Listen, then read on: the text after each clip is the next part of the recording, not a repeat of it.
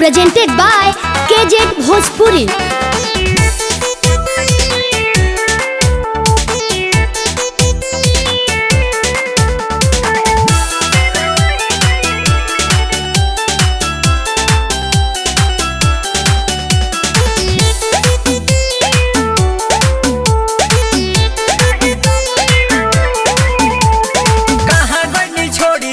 दिलावा में पीर करे सब याद लेके अखिया में नीर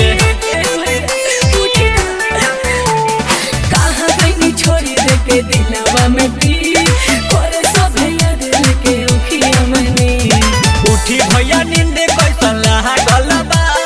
सुने ला आवाज सब बाहा गलबा काहे सब से अलग भइनी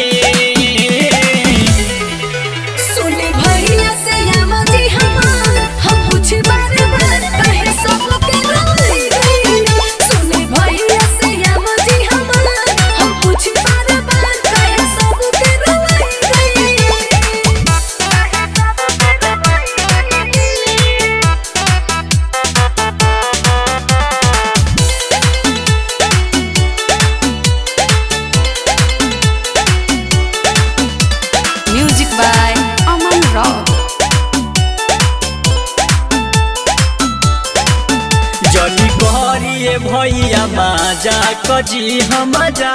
कजी तानी फेरे करो गटली सास जी जे सास जी जली कहरिए भैया मजा कजी हम मजा कजी तानी फेरे करो गटली सास जी हां सास जी काहे डेरा जीहू बारे बार अखिया के सोझा बानी भैया हमार ऐसे काहे चुप चाप मोहिनी सुने भैया से आवाजी हमार हम पूछ बारे बार काहे सब के रोई गई सुने भैया से आवाजी हमार हम पूछ बारे बार काहे सब के रोई गई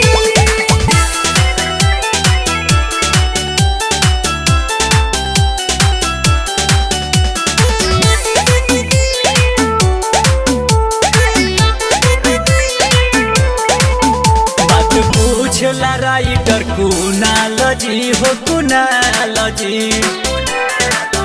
एसपी संदीप के बता दी अपन हाल जी जी हाल जी बात पूछला विकास कुनाल जी हो कुनाल जी।